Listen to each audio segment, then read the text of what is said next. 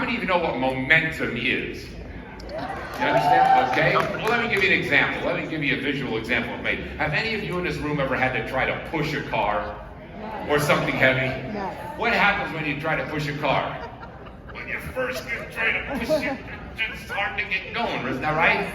And then once you get it going a little bit, it gets a little easier, and a little easier, and a little easier. And pretty soon, once you get it going, it just takes some easy pressure to keep it going. Isn't that true? That's the same with our business, folks. That's the same as what you're doing in this business. Get that momentum going. And now, in this next 3 months, moving into 24, is the time to get that momentum going. So when you hit 24, you have an explosion. Does that make sense? Let me give you another visual example. You may not have ever done this, but I'm going to give you an idea. How many of you ever had to pump from a well, a hand pump? Oh, good. Oh, I love you guys. We got some farmers in the room. All right. Listen, if you have ever had to pump a pump, or if you know how that thing works, you understand this business. Here's why. When you start pumping on that pump, what happens? Nothing. Exactly. You start pumping on that pump, and man, you got no results. There's nothing coming out of the spigot, right? And you keep pumping and pumping and pumping and pumping. Now, what's happening while you're pumping? The water is coming up the pipe. Isn't that right? You're getting some water. And if you stop pumping and you say, I'm tired, I think I'll sit down for a while, what happens to all the water? Back down to the bottom. So then you get up again and you start pumping. Now, we have some business partners like that in our business. What they do is they go to work real hard, and then all of a sudden, I don't know, some distraction comes along. The kids, the family, I got to go somewhere. The work gets difficult, the time, something happens to them. And all of a sudden, they sit back for a minute. What happened to their business? Back down. Then they get up and they start pumping again, right? And as you get pumping, that water starts coming up. Here comes, and just as it starts getting to the top, here comes a holiday. Here comes Christmas. Here comes Thanksgiving. Here comes you understand? And you stop pumping. The secret is, even if you get tired, even if your arm gets sore, and you're pumping, when it gets sore, you don't stop. What do you do? Maybe you slow down a little, but don't stop pumping. That's the key. Now, when you're doing that pumping and that water starts coming out of that spigot, is that a good thing? Is that water great? Yes. No. Why? Because the first water that comes out of that pump is dirty. The pipe is rusty. It's ugly water, isn't that true? So some of that first water that comes out spills on the ground. That's okay. It's kind of like when you're building your business. Does everybody say yes? No. Does everyone who say yes stay? No. Does every customer stay? No. What do you got to do? Keep pumping. Keep pumping. And if you keep pumping, pretty soon that water turns sweet. That water turns cool. That water turns delicious. And listen to this. This is key. The deeper the the deeper the well, the harder the pumping. But when that water comes up, the sweeter the water. Isn't that right? Yeah. So here's my message.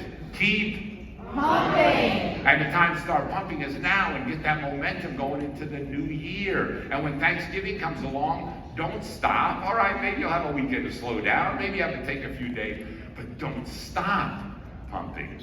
Don't give up on the pumping. Don't stop building your business. Don't stop moving it forward. When Christmas comes, yes, I know you're going to slow down. I understand.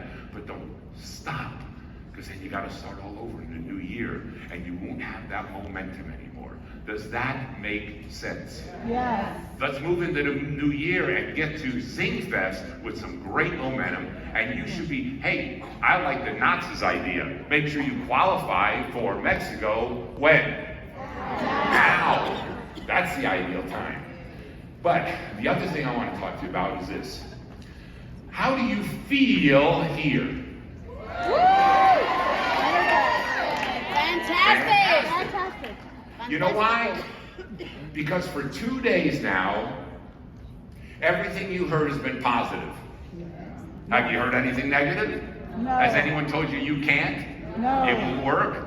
No. Times are bad, things are bad, this is bad, that's bad? No. No. Everything you have been hearing for 2 days is positive. Wouldn't it be cool if the whole world was like this? Yes. But here's the problem with that. We leave here and we're going to get out in that negative 95% of the world. Yeah. Who are going to tell us what we can't do, and times are bad and things are bad. So let me give you a little story about what I think happened to me over the years. I call this a push through life. You can ignore it if you want, you can buy it if you wish. This is what I think has happened to me. And I'll see, and by me sharing this with you, hopefully I can identify with some of you. Because what happens to us, if you will, is that we go through, well, the government, no matter where you are, Canada, US, anywhere else in the world, government sets up a system, basically. And they set up what I call this box, okay? And in the box, they try to basically say, well, be average, be like everybody else. Don't make waves, don't try to be different. Let me see, how can I explain this to you better? I mean, if you try to do something unusual, like when you're young, okay, I was a good example of this. Going through school, and by the way, I'm not telling you this was good, but going through school, I was not a very good student. As a matter of fact, I go so far as to say I hated school. It's true. When I was going through high school, I mean, I was terror. It was terrible. My whole life was wrapped around cars and motorcycles, and my life was too busy to be sitting someplace all day long, right? I had too much to do. The world was too exciting. And so I was always having a little bit of a difficult time. But they were always trying to make me, be like everybody else. They said, because it was set up that you go to school, you get a good education, then you go get a job, and you work on that job for 30 years, and then you retire, and you get a little bit of Social Security if it's still around when you're that old. And, which is true, by the way. All right? And then you die, and you move on, you leave it to somebody else. Well, I wasn't fitting that kind of idea, because in this education part, I was kind of this rebel. So much so, here, I'll give you a little example. I lived on a farm. We lived about, 5-10 miles out of town. So, of course, I had to take a bus to school. The bus was a mile away. I had to walk every morning to get to the bus. And so I didn't always quite make it. Now, what that meant was this. When I didn't show up at school, they would call home.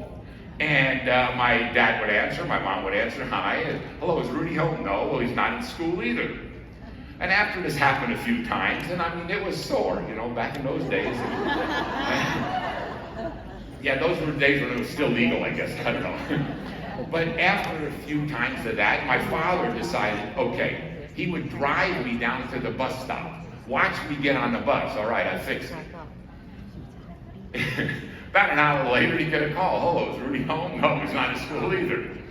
Well, that happened a few times, and then my father finally decided, okay, I'm going to fix this kid. He'd drive me all the way to school. 5-10 miles to get to school, right? He'd watch me walk in the front door. He'd get home, guess what? The phone was ringing.